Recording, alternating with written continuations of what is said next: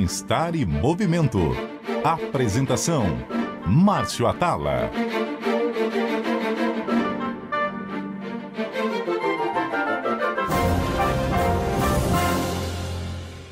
Olá a todos, o Bem-Estar e Movimento está no ar e hoje para falar sobre dor, que é um dos fatores que mais limitam as pessoas a praticarem algum tipo de atividade física ou mesmo se manterem ativas no dia a dia. Para esse papo, eu tenho o prazer de convidar um amigo de longa data, um profissional de altíssima qualidade, que eu conheci há muito tempo atrás, pouco antes das Olimpíadas de Sydney, em 2000, fisioterapeuta de formação, Jackson Nesse, porém osteopata. E aí é que a gente vai começar essa conversa. Mas antes disso, quero agradecer muito, Jackson, sua presença e compartilhar seu conhecimento com a gente. Bom dia a todos. Estou muito feliz de estar aqui, de estar reencontrando essa figura que fez parte da minha vida durante muito tempo e que eu acompanho o sucesso que tem nas redes, enfim, informando as pessoas sobre saúde, sobre bem-estar. Fico muito feliz de estar aqui. Obrigado pelo convite. Jackson, eu acho importante a gente contextualizar as pessoas que estão nos vendo, nos ouvindo. Quando a gente fala de fisioterapia, durante muito tempo, remetia o seguinte: tive uma lesão, vou fazer uma fisioterapia para me reabilitar. Esse conceito de fisioterapia mudou muito, né? E voltando no tempo, um pouco antes das Olimpíadas de 2000, a gente trabalhava ali no mesmo grupo de vôlei de praia e teve uma etapa do Mundial que a Shelda e a Adriana, que eram atuais campeões mundiais, campeãs de Games, campeãs pan-americanas, brasileiras, campeão de tudo, elas iam jogar uma final e a Adriana BA não conseguia levantar da cama. Acho que até mais interessante que isso, que acho que esse evento aconteceu em 97, antes delas ganharem o primeiro Mundial delas. E ela não conseguia levantar da cama para jogar. E aí... Se machucou na semifinal do Brasileiro, que acontecia antes do Mundial, e elas precisavam jogar duas partidas, ou ganhar duas partidas, não me lembro, do Mundial, que seria na semana seguinte. E esse evento aconteceu no sábado. A Adriana foi pegar uma bola espetada na entrada da rede, se esticou toda e caiu do lado da quadra, veio maca para tirar ela dali. Eu estava vendo o jogo pela televisão, porque na época a gente trabalhava junto. E aí, assim, a gente ficava ali na torcida, né, de longe. Eu estava no Rio, e aí, logo depois desse acontecido, eu fui chamado para ir para lá. E, enfim, se você quiser contar, pode contar como você viu. Campeões do mundo, depois você colocou ela em condição de jogar uma situação que ninguém acreditava que seria possível, né? E aí foi a primeira vez que eu tive contato com osteopatia. E eu lembro que para as Olimpíadas de 2000, a gente teve uma dificuldade em levar a comissão técnica para Sydney. E eu lembro muito da frase da Shelda falando o seguinte: eu posso abrir mão do médico, eu posso abrir mão do preparador físico, o que eu não posso abrir mão lá é do Jackson, porque se acontecer alguma coisa, ele me coloca para jogar. Então, vamos lá. Hoje as pessoas falam muito de dor, a gente vai entrar nesse assunto, mas eu queria que você explicasse primeiro para mim o que é a osteopatia. Então, quase sempre, quando alguém pergunta o que é osteopatia, ou o que um osteopata faz, eu gosto de simplificar, porque é uma explicação que demanda muito tempo. Então, como eu simplifico? Eu digo que o osteopata ele tenta perceber como o corpo funciona e entendendo que uma alteração desse funcionamento desequilibra o corpo e esse desequilíbrio pode provocar sintoma. Então, a gente consegue manualmente, né, apenas com as mãos, definir ou descobrir o que não está funcionando bem e com técnicas manipulativas, restaurar o equilíbrio do funcionamento. Isso aí é bem filosófico, assim, isso é bem da história da osteopatia. Atualmente, e aí a gente, né, vai já avançando, a anamnese e o contato que a gente faz com a pessoa, ele é muito importante para a gente conseguir entender o contexto em que essa queixa, essa dor está aparecendo. Então, é muito importante para o osteopata definir como que essa pessoa está se percebendo, como que ela se relaciona com o meio ambiente, com o que está em volta dela, como ela gerencia o estresse, principalmente como o exercício físico faz parte da vida dela. Eu acho interessante, né? O bom de conhecer o seu trabalho e, enfim, e ter história para contar é que também, no começo dos anos 2000, eu tinha um amigo, o Guilherme Ferraz, e a gente trabalhava juntos. Ele era, acho que, diretor comercial da empresa que eu comecei a minha jornada aí com conteúdo de saúde. E o Guilherme, ele tinha um problema, ele fez uma musculação, alguma coisa assim, e ele tinha uma limitação muito grande no ombro. E ele não estava conseguindo trabalhar. Aí eu falei, olha, vai no Jackson. Vai no Jackson. Por que eu estou dizendo isso? Você comentou aqui que você vê o corpo como um todo, como um equilíbrio e como ele funciona. E eu não vou esquecer do Guilherme chegando na hora do almoço, lá na redação, e falando o seguinte, poxa, eu estava com um problema no ombro, cheguei lá, o Jackson pediu para eu ficar de cueca. Aí eu falei, pô, ele está de sacanagem, meu problema é no ombro. Né? Aí ele pediu para eu fazer uma flexão de tronco e tal. Cara, ele não mexeu no meu ombro. E eu saí de lá sem dor no ombro. Então, como que o corpo funciona em cadeia? A osteopatia entende isso? Explica um pouco que, às vezes, um problema que pode ser em algum local tem origem em alguma situação. Então, historicamente, o osteopata ele é meio visto como um engenheiro da máquina do corpo. Né? Isso vem desde os tempos do Andrew Taylor Still, que foi quem criou a osteopatia em 1874. Então, eu falo isso porque é importante que as pessoas ficam imaginando que a osteopatia é uma coisa nova, mas ela não é nova. Pô, eu conheço poucas coisas mais velhas do que eu. Acabei de conhecer uma. Então, a gente é visto dessa forma. Atualmente, assim, digo contemporaneamente, a gente não consegue conceber mais essa visão exclusivamente mecanicista do processo. A mente faz parte desse processo.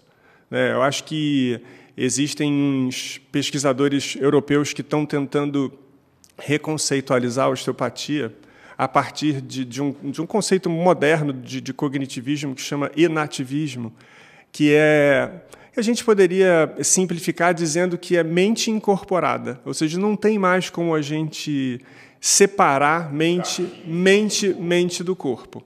É lógico que eu posso fazer uma conexão mecânica, né, assim, pensando no ombro o seu ombro direito está com um problema.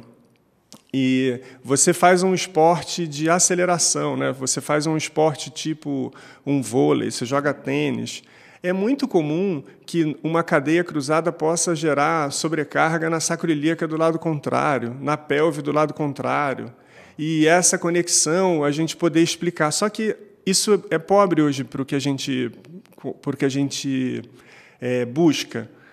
A gente consegue perceber tensões desequilibradas no corpo, hiperativação da musculatura de um lado só do corpo, assim, isso tudo está dentro da abordagem osteopática. A gente pode ir além, você tem a possibilidade de perceber as tensões da zona visceral, da zona do abdômen, e tudo isso, de alguma forma, em desequilíbrio, pode criar tensões que vão alterar a movimentação ou gerar uma sobrecarga para a articulação do ombro e ali aparecer uma dor, mas com uma origem em outro lugar, completamente diferente.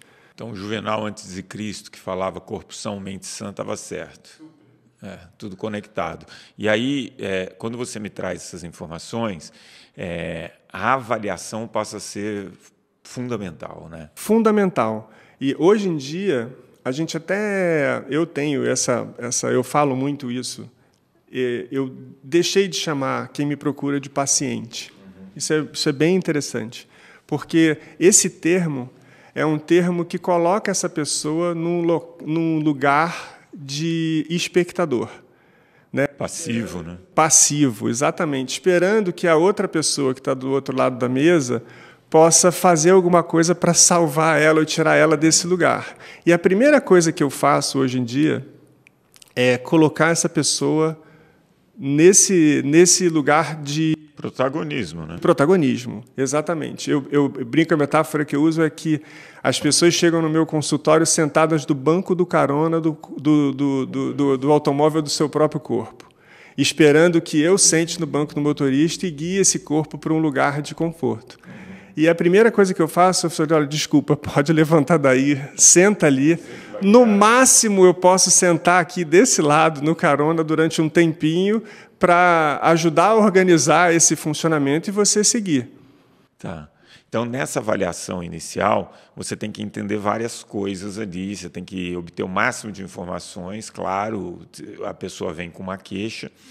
E eu que já passei por algumas sessões de tratamento com você há um tempo, a gente sabe que existem manipulações, né? E essas manipulações, elas trazem um conforto quase que imediato para aquela dor localizada que me levou ali. Mas, como você diz, isso daí é muito paliativo. Se você não começar a buscar a origem disso, as outras correções, provavelmente daqui 2 semanas eu vou ter que voltar lá para ter uma manobra. Isso é bem interessante o que você está falando, porque durante muito tempo, e aí eu posso até dizer que assim, a gente também acreditava nisso no início, lá no início dos anos 90, assim, eu trabalho com osteopatia há 30 anos. E, então, no início, quando você faz as primeiras manipulações, você trata das primeiras pessoas, você começa a achar que você realmente tem um poder.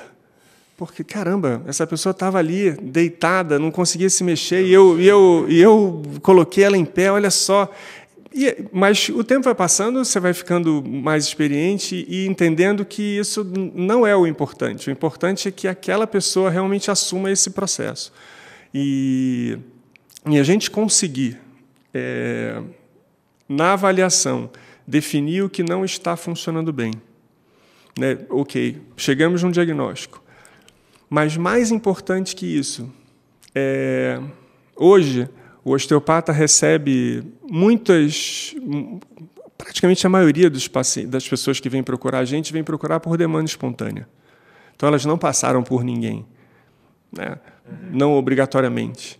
Então, esse osteopata ele tem que ter a capacidade de discernir se pode tratar dessa pessoa ou não tratar. Ele tem que ser capaz de discernir se ele pode usar uma técnica de impulso, que são aquelas técnicas que fazem barulho, que estalam, ou se ele vai ter que usar uma técnica mais sutil. Isso é muito importante. Até mais importante do que aprender a fazer o tratamento é você definir quando não fazer. Porque tem uma mística de que é perigoso se tratar com osteopatia. Muita gente ainda fala isso. Só que essas pessoas não conhecem o que a gente estuda. Hoje em dia a gente a gente usa muito tempo da formação para dar para as pessoas o conhecimento suficiente para ter certeza de que o tratamento pode ser aplicado e vai ser benéfico para aquela pessoa. E como que você lida com a expectativa do paciente? Porque hoje a osteopatia, como tudo, né, você vai colhendo informações e vão chegando informações que não são exatamente as mais precisas. E aí eu imagino que deva ter uma gama ali de pacientes que chega no seu consultório com a expectativa, putz, eu vou chegar lá, ele vai me instalar, acabou, minha vida mudou, eu estou sem dor e bola para frente. Como que você lida com essa expectativa e como que você explica para esse paciente que ele não é só um paciente, ele vai ter que ser um agente aí? Então, a primeira coisa é que nós recebemos as indicações das experiências de outras pessoas. Então, é a interpretação de cada pessoa, né? Às vezes, chega uma pessoa lá com uma hérnia de disco, né, com uma imagem de hérnia de disco, com sintomas de hérnia de disco, né, com dor irradiada, que eu faço a minha avaliação clínica e eu percebo que aquela imagem não é a responsável pelo sintoma. Então, no que eu defino que aquela imagem não é responsável pelo sintoma, eu sei que eu posso tratar dessa pessoa com segurança e que, provavelmente, o que eu promover de mudança vai ajudar nesse processo de recuperação. Então, essa primeira coisa é conseguir mostrar para as pessoas que nem sempre o diagnóstico que elas trazem é o que é responsável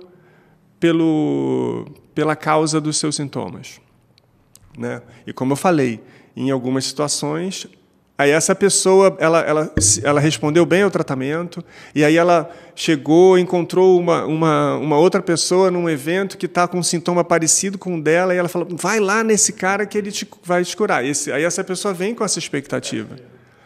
E aí, algumas vezes, né, assim, com alguma frequência, você recebe pessoas que têm uma alteração estrutural, né? Você tem lá uma hérnia de disco, você tem uma listese que está instável e que você definiu com os exames complementares que a pessoa trouxe ou que você pediu, e você definiu que essa pessoa não pode ser tratada.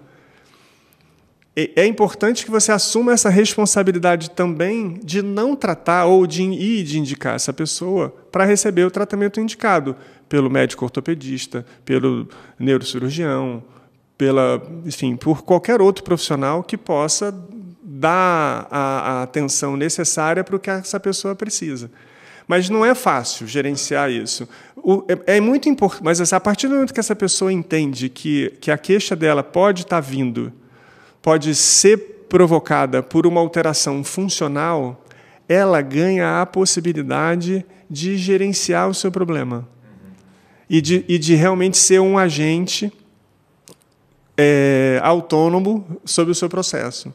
Isso é interessante porque ouço de outros profissionais, por exemplo, mais recentemente um ortopedista, Dr. Moisés Cohen, que ele fala exatamente, você não pode tratar a imagem, né? Você tem que entender a função, porque às vezes você tem uma função que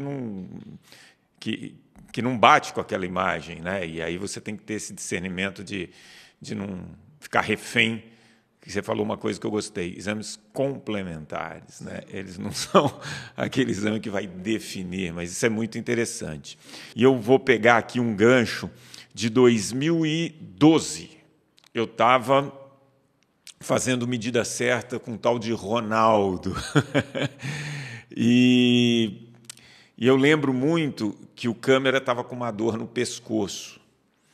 E o Ronaldo falou assim para ele, senta aí que eu vou te fazer uma manobra de osteopatia. Se eu fosse o câmera, eu jamais me arriscaria numa manobra do Ronaldo de osteopatia. É verdade. Aí o Ronaldo pegou, deu uns estalos no cara. Eu fiquei preocupado, eu falei, gente, né? Aí o Ronaldo falou, você sabe que durante todo o período que eu joguei no Real Madrid, o chefe do departamento médico era um osteopata. E quase todo dia eu passava por ele, e aí ele foi me ensinando umas manobras e tal. Mas, enfim, me chamou a atenção um time como o Real Madrid ter um osteopata comandando toda essa parte ali, médica, de fisioterapia, atividade física. E a outra coisa que me chamou a atenção nessa história é que o Ronaldo me falou, mas não sei se é verdade, a osteopatia ela tem origem na Espanha ou não? Não, não tem. A osteopatia nasceu nos Estados Unidos, né, lá no final do século XIX, e um médico inglês que levou o irmão para os Estados Unidos para se tratar com o Dr. Steele, que chamava John Littlejohn, ele acabou se encantando pela osteopatia, estudou e tinha umas diferenças lá com o velho mestre, e aí ele acabou voltando para a Europa e ele abriu a primeira escola de osteopatia na Inglaterra, em Maidstone.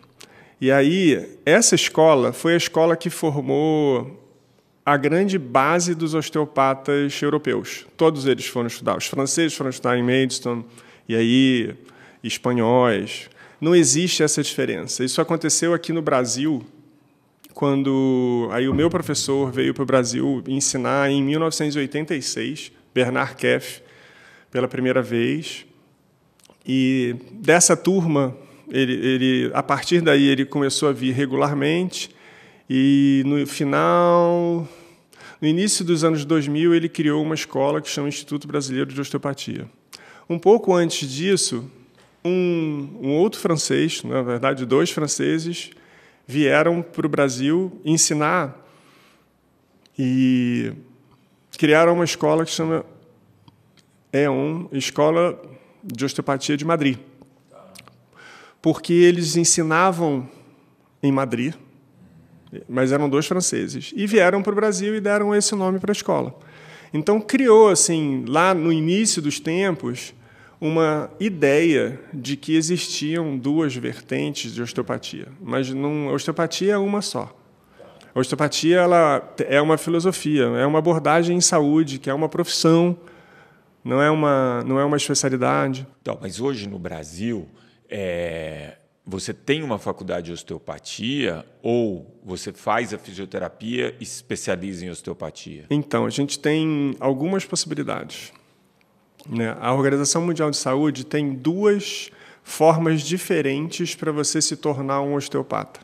A primeira é que, nos países onde a profissão é regulamentada, você cursa uma faculdade de osteopatia. Então, a gente tem quase todos os países da União Europeia atualmente são regulamentados, Inglaterra, Portugal, Espanha está quase, mas França, Bélgica, Chipre, Malta, então Turquia, sabe, tem assim, vários países onde ela é regulamentada, então onde tem graduações. E em países onde ela não é regulamentada, você tem uma possibilidade de formação que eles chamam de tipo 2, que você é um profissional da área da saúde e você cursa uma formação em osteopatia. Não necessariamente ser fisioterapeuta. Não necessariamente fisioterapeuta. No Brasil, você pode, sendo ou fisioterapeuta ou médico. Isso aí está desde 2013 na classificação brasileira de ocupações. Tem essa é como se isso estivesse organizado exclusivamente para os fisioterapeutas e médicos, né? Só que a gente também tem no Brasil o Conselho de Fisioterapia que criou a especialidade de osteopatia. Então você tem 2 formas de se tornar osteopata, né? Você pode ser um fisioterapeuta osteopata, que é quem é o fisioterapeuta que se especializa em osteopatia, ou você pode ser, como eu, fisioterapeuta e osteopata.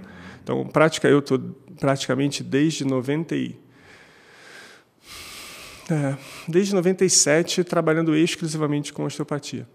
Assim, eu sou conhecido como osteopata, enfim, acho que essa é a minha prática, porque eu entendi que a osteopatia era uma prática diferente da fisioterapia. E aí eu posso até me aprofundar, assim, eu acabei em 2015 fazendo um mestrado em bioética, ética em pesquisa e saúde coletiva, onde eu consegui estudar, com base em sociologia das profissões, em ética, eu consegui diferenciar a osteopatia como profissão e como especialidade numa dissertação, criando uma praxis osteopática, assim, escrevendo sobre como o osteopata precisa atuar, pensar para ser osteopata, e isso é diferente da prática da fisioterapia. E aí é que eu puxei esse assunto para engatar uma pergunta que é sobre o tratamento, tá? Hoje, a Agência Nacional de Saúde, a ANS, ela colocou que a fisioterapia ela não é mais um processo com começo, meio e fim necessariamente, né? Então, você pode ter um processo de fisioterapia meio que ad eterno, dependendo da situação do paciente. Na osteopatia, é um tratamento mais agudo ou também é um tratamento que pode ser por um tempo muito prolongado até que a pessoa, enfim, tenha autonomia suficiente? Como que é esse tratamento da osteopatia em relação à duração? Eu brinco que, aí é um pouco da minha prática, né? Assim, eu brinco que eu gosto de ver poucos pacientes. Assim, e para eles ficarem com saudade. Mas, assim, o ideal é a gente conseguir entender o que está acontecendo num primeiro momento. E é lógico que, numa primeira consulta, a gente faz avaliação, faz tratamento, e a ideia é já ter uma resposta. E, a partir dessa resposta, a gente gerenciar como esse trabalho vai seguir. O mais importante é a gente conseguir o mais rápido possível colocar essa pessoa para assumir essa responsabilidade. Para mim, isso é o grande goal, assim. E não obrigatoriamente, né, a gente acabou não entrando nessa história da dor, assim, mas não obrigatoriamente eu preciso estar completamente assintomático para fazer alguma coisa. Talvez a gente possa começar a se mexer a partir da possibilidade. Eu não estava conseguindo fazer determinado movimento e a gente faz esse movimento. Está doendo? Bom, está doendo. Só que agora, ao invés de fazer X movimentos, eu faço X vezes 3. Então, isso, para mim, já vai ser um avanço. Né? Se a pessoa gosta de correr e ela não estava conseguindo caminhar, e ela está conseguindo caminhar, assim, está tudo bem. Se tem algum sintoma, mas eu já estou conseguindo evoluir com aquilo ali. E aí vai depender dessa demanda. Né? Assim, acho que a gente vai trabalhando também com essas respostas. Não tem uma regra, mas assim, normalmente a gente funciona com consulta e uma segunda consulta, que é onde a gente definiu o que aconteceu, como que foi a evolução, e é onde eu consigo indicar para essa pessoa que exercício, que assim, quando começar, como começar. Eu gosto muito de... Eu trabalho bastante com muitos educadores físicos, eu converso com muita gente. Assim, hoje em dia, com muitos fisioterapeutas, principalmente fisioterapeuta esportivo, eu tenho bastante contato. Então, são trabalhos paralelos que estão o tempo inteiro se complementando. Eu dou muita responsabilidade também para essas pessoas. Assim, hoje em dia, eu trabalho muito o meu corpo. Assim, né? Tenho uma prática física bem regular e forte. E entendi como que o trabalho de força ele é importante para ajudar a equilibrar os sistemas, para melhorar a qualidade do metabolismo, para melhorar a qualidade do sono. Eu, assim, muitas vezes, em umas conversas com os pacientes, eu começo dizendo assim: pode me falar qualquer problema que você tenha. A minha resposta vai ser assim: a única coisa que tem evidência para atrapalhar o que você está trazendo aqui é exercício físico. Todas as outras coisas vão ser evidências relativas, vão ser melhores aqui, piores ali, mas qualquer coisa que você traga, depressão, sobrepeso, dor lombar, dor cervical, o exercício ele está no topo da evidência. Então, quando eu entrevisto vários outros profissionais de outras áreas, aí vai da psiquiatria para cardiologia, oncologia, e eles todos falam da importância do movimento e do exercício físico. E a osteopatia, pelo menos numa época que a gente conviveu bastante, era principalmente buscada por uma dor física aguda do sistema osteomuscular. E isso tem mudado? Tem mudado. Tem mudado, mas a gente ainda não tem essa cultura na nossa sociedade, né? Acho que muito pouca gente tem acesso à osteopatia. No Rio, e em Porto Alegre, onde a escola que eu dou aula atua, nós temos ambulatórios em hospitais públicos. E isso, de alguma forma, dá um pouco de abrangência para o que a gente faz, mas é muito pouco ainda para realmente conseguir educar essas pessoas. Mas eu tenho uma história interessante. Uma vez eu atendi uma diretora famosa de teatro francesa, e ela chegou no consultório um dia com uma queixa de má digestão. Né? E como a minha esposa fala, assim, eu sou metido a falar todas as línguas, né? E aí eu conversei com ela em francês, só que ela estava sofrendo, né? Então foi muito fácil. Asseyez-vous, s'il vous plaît, qu'est-ce que je peux faire pour vous?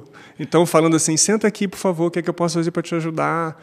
E aí ela foi falando muito tranquila, e eu fiz um tratamento com ela osteopático, e pedi para ela voltar na semana seguinte, e ela voltou muito feliz, já sem nenhum sintoma, e queria conversar. E aí o meu francês já não... mesma eficiência. essa fluidez. Essa fluência. E ela me fez uma pergunta na época, assim, tem bastante tempo isso, ela me perguntou assim, em francês: como que repercutiu para vocês aqui no Brasil a morte do Sérgio Vieira de Mello, aquele nosso embaixador que ela conhecia, ela era fã dele. Aí eu falei, Ariane, em português eu não ia saber responder essa pergunta. Mas, enfim, essa história é uma história boa, mas assim, a ideia é que essa figura que culturalmente entende o que é osteopatia, ela veio me procurar com uma queixa que não era comum para mim. E que foi muito interessante eu ter uma formação completa de osteopatia para entender que eu poderia ajudar ela.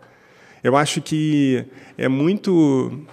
Infelizmente, aí, assim, no Brasil, a gente tem essas formações que não formam, né, na verdade, que te dão um título, que te dão um certificado, e essas, com certeza, não dariam informação suficiente para essa pessoa atender essa figura com essa queixa. Agora, quem está ouvindo a gente quer saber o seguinte: quando que eu sei que eu tenho indicação para ir para um osteopata ou não? E como procurar, como eu acho um bom osteopata que vai me ajudar na minha queixa? Márcio, eu até estava pensando nisso. E lógico, né, a gente tem esse nosso jeito de bem-humorado de pensar. E eu falei que a osteopatia tem indicação para qualquer pessoa, desde um recém-nato, com 1 dia, até um idoso de 100 anos. Então, não existe restrições para a gente tratar as pessoas. E é lógico que a grande maioria das pessoas vai procurar um osteopata com algum desconforto. Sabe, a gente passar a fazer parte desse processo. Infelizmente, atualmente, as pessoas acabam chegando para o atendimento osteopático depois de já ter procurado alguns outros especialistas, alguns tipos de terapias, sem sucesso. É difícil alguém chegar limpinho, né? Eu brinco, falo assim, sem não ter passado por ninguém para um tratamento. Mas eu acho que é assim, esse desconforto. E como achar? Eu acho, assim, o que a gente tem hoje no Brasil? A gente tem o Registro Brasileiro dos Osteopatas, que tem um site, que, se não me engano, é registro2osteopatas.com.br. E lá você tem uma forma de buscar alguém perto de você. Você tem essa possibilidade. Os osteopatas que estão registrados, obrigatoriamente passaram por uma formação completa em osteopatia, ou seja, uma formação que foi chancelada como é que eu vou dizer? Chancelada não é o termo, mas que seguiu as diretrizes da Organização Mundial de Saúde para a formação. Então, todo mundo que está lá está assim. Existem outras organizações no Brasil, mas aqui eu pertenço e aqui eu posso afirmar que todo mundo que está lá, que é bem formado, é esse Registro Brasileiro dos Osteopatas. Muito bom. Esse Bem-Estar em Movimento ele já está indo para o 3º ano. Eu sempre, quando essa versão estendida, né, aos sábados, quer dizer, boletim ali, eu com o Milton, a gente já tem quase 12 anos. Mas um dos papéis desse programa sempre foi trazer para o nosso ouvinte, para o nosso espectador, alguma informação que possa ser muito útil na hora de tratar saúde, na hora de melhorar o estilo de vida. E até pela distância, eu fico em São Paulo, eu sempre tento trazer profissionais que ou eu conheço ou eu tenho uma referência, mas que eu sei que vão entregar uma coisa muito importante que pode ajudar muito o estilo de vida das pessoas. E estava faltando nesse programa, sempre me incomodou, não trazer a sua experiência, um pouco da osteopatia. A gente nunca falou sobre esse tema, acho que em 15 anos meus de CBN a gente nunca tocou nesse assunto. Então, quero agradecer imensamente sua participação, sua contribuição e por trazer esse tema que eu tenho certeza que pode ajudar muito as pessoas. Eu fico mais feliz até do que você, até emocionado. Né? Nós somos chorões. É verdade. Vai ser muito importante para a gente conseguir definir esses lugares, sabe? Do profissional osteopata, do lado do profissional fisioterapeuta, do lado do profissional quiropraxista, do lado do médico, do lado, assim, como profissionais de saúde, todo mundo trabalhando para ajudar as pessoas, sabe? Isso, para mim, acho que é o meu sonho. Eu trabalhei, sei lá, 10 anos com um projeto de lei, tentando transformar isso, tentando trabalhar para criar uma graduação no Brasil. A gente tem bastante resistência, mas acreditando que esse caminho é um caminho que vai ajudar a população a ter acesso a profissionais que vão ser formados com qualidade, que vão poder ser regulados com qualidade. E isso é muito importante para a segurança da... Muito bom. Obrigado. Terminando aqui, eu conheci o Jacques, eu tinha acho que 27 anos, era um moleque, e fui sendo tratado ali, e eu lembro que eu sempre falava com as pessoas ao meu redor e tal, do bom trabalho, do como me ajudou. E aí, à medida que a gente vai evoluindo também na carreira, vai aprendendo, você vai ouvindo de diversas pessoas, de diversos lugares, a importância da osteopatia. E nesses 30 anos, aí, se vão mais de 30 anos, você sempre como uma referência, uma pessoa de muita credibilidade, né, que as pessoas gostam muito. E acho que o principal, quem é da área de saúde tem que estar para servir, tem que estar para ajudar. E você sempre teve essa disponibilidade, mais uma vez, ajudou aqui muitos e muitos ouvintes. Obrigado. Eu que te agradeço. Bem-Estar em Movimento vai ficando por aqui hoje. Tenho certeza que você gostou desse bate-papo. Quer conversar com um amigo, compartilhar com um familiar sobre osteopatia? Está em todas as plataformas de áudio, inclusive no aplicativo da CBN. O programa de hoje teve a produção da Letícia, da Joana Cafuri, os trabalhos técnicos do Fernando Mazuco e semana que vem a gente está de volta com mais um Bem-Estar em Movimento. Bem-Estar e Movimento. Apresentação: Márcio Atala.